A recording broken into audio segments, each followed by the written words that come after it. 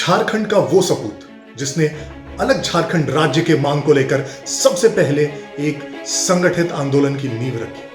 वो सपूत जिसके पास देश विदेश से नौकरियों के सैकड़ों बुलावे थे, लेकिन जिसने अपने मिट्टी के बुलावे को तरजीह दी। वो सपूत जिसने झारखंड के एक छोटे से गांव से निकलकर ब्रिटेन के ऑक्सफोर्ड यूनिवर्सिटी तक का सफर तय किया। हॉकी में ओलंपिक में देश को स्वर्ण पदक दिलाया। हाँ, हम बात कर रहे हैं उसी जयपाल सिंह मुंडा की। नमस्कार, मेरा नाम है मृत्युंजय शर्मा और आज के एपिसोड में हम बात करेंगे जयपाल सिंह मुंडा के जिंदगी के दूसरे हिस्से की। पिछले वीडियो में हमने जाना कि जयपाल ने स्थानीय आदिवासी नेताओं के आग्रह पर 1939 में झारखंड में आदिवासी महासभा की कमान संभाल ली। आदिवासी महासभा को 1939 के जिला बोर्ड चुनावों में अप्रत्याशित सफलता भी हाथ लगी। जयपाल की ये शुरुआती सफलता हालांकि ज्यादा लंबी नहीं चलने वाली थी।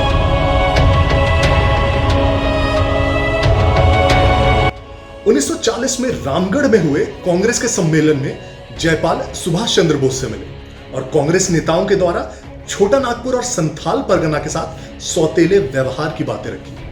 इस पर सुभाष चंद्र बोस ने जयपाल को सलाह दी, अभी इस मामले में शांत रहो, नहीं तो हम लोग आजादी की लड़ाई में पीछे हो जाएंगे।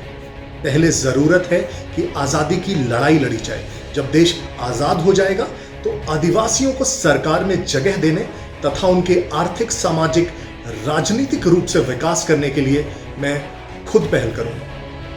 1940 में रामगढ़ में कांग्रेस सम्मेलन में सुभाष चंद्र बोस के आश्वासन के बाद जयपाल सिंह ने अलग झारखंड राज्य के आंदोलन को स्थगित कर दिया और स्वतंत्रता आंदोलन में कांग्रेस के साथ कंधे से कंधा मिलाकर अंग्रेजी हुकूमत को उखाड़ फेंकने में जुट गए। 1946 में संसदीय चुनाव हुए तो जयपाल की पार्टी आदिवासी महासभा को केवल 3 सीटें मिली। जयपाल खुद अपने चुनावी क्षेत्र खूंटी से चुनाव हार गए। निराश जयपाल ने राजनीति छोड़कर आसाम के चाय बागानों में जाकर बसने का निर्णय लिया। उनका कहना था, मेरे अपने लोगों ने ही मेरे जन्म स्थान में मुझे अस्वीकृत कर दिया है, यहां और टिके रहने में कोई लाभ नहीं। लेकिन कुछ नजदीकी लोगों के समझाने पर जयपाल रुक गए।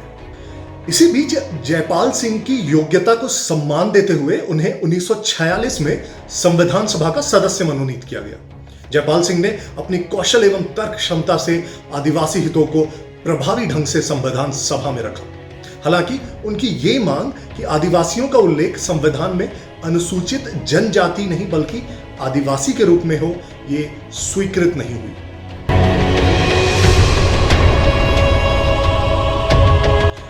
देश की आजादी के बाद रियासतों को देश के विभिन्न राज्यों से मिलाने का सिलसिला चल पड़ा। झारखंड के दक्षिण में सरायकेला और खरसावा झारखंडी बहुल क्षेत्र थे, मगर उनके राजा उड़िया भाषी थे। उन्होंने सरायकेला और खरसावा को उड़ीसा में मिलाने पर सहमति व्यक्त कर दी। वहां की जनता की राय जाने बगैर यह प्रस्ताव मान भी लिया गया और सरायकेला खरसावा उड़ीसा राज्य का हिस्सा हो गया। इस निर्णय से झारखंडी जनता में आक्रोश फैल गई। अखिल भारतीय आदिवासी महासभा के बैनर तले एक विशाल जुलूस पारंपरिक हथियारों से लैस होकर 1 जनवरी 1948 को सिंहभूम के कोने कोने से खरसावा की ओर निकल पड़ी। प्रत्यक्षदर्शियों के अनुसार जयपाल सिंह को सुनने के लिए 3 दिन पहले से चाईबासा, जमशेदपुर, सरायकेला और चक्रधरपुर से नौजवान, बच्चे, बूढ़े, महिलाएं पैदल ही निकल पड़े थे। लोगों के सर पर लकड़ी की गठरी और थैलों में खाना बनाने के लिए चावल और बर्तन जैसे सामान थे। जयपाल सिंह, जिन्हें मारांग गोमकी के नाम से जाना जाने लगा था, उन्हें सुनने के लिए लोगों में अभूतपूर्व उत्साह था। हालांकि 1 जनवरी 1948 को जो हुआ वो आजाद भारत के लिए एक काला अध्याय बनकर रह गया। सभा खत्म होने के बाद उड़ीसा सरकार के प्रतिनिधि को पत्र देकर लौट रही जुलूस पर अंधाधुंध गोलियां बरसाई गई। इस गोलीकांड में करीब 1000 लोग शहीद हुए और हजारों लोग घायल हुए, जिसमें बूढ़े, महिला और बच्चे भी शामिल थे। इस जघन्य हत्याकांड पर डॉक्टर राम मनोहर लोहिया ने कहा था, ये दूसरा जालियांवाला बाग है। जालियांवाला बाग गोलीकांड को पूरा भारत स्वाधीनता संग्राम के महत्वपूर्ण पृष्ठ के रूप में जानता है, जहां पर विदेशी शासक और विदेशी जनरल डायर ने गोलियां चलाई थी। लेकिन आजाद भारत में उड़ीसा सरकार ने जो अपने ही देशवासियों की थी, खरसावा में अपने ही देशवासियों पर गोलियां चलाई। इससे शर्मनाक और अफसोस की बात क्या हो सकती है। भारी जन विरोध के बाद सरायकेला खरसावा को 18 मई 1948 को पुनः छोटा नागपुर में मिलाया गया। हालांकि खरसावा की घटना ने जयपाल सिंह को काफी विचलित कर दिया था।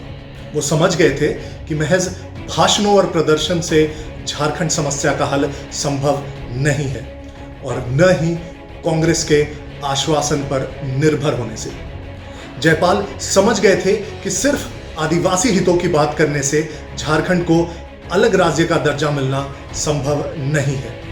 यही कारण था कि खरसावा गोलीकांड के ठीक 2 साल बाद, यानी 1 जनवरी 1950 को जयपाल सिंह ने जमशेदपुर के करंडी मैदान में एक ऐसी घोषणा कर दी जिसने झारखंड आंदोलन की दशा और दिशा दोनों बदल दी।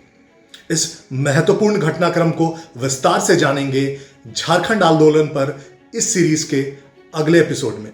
तब तक के लिए धन्यवाद।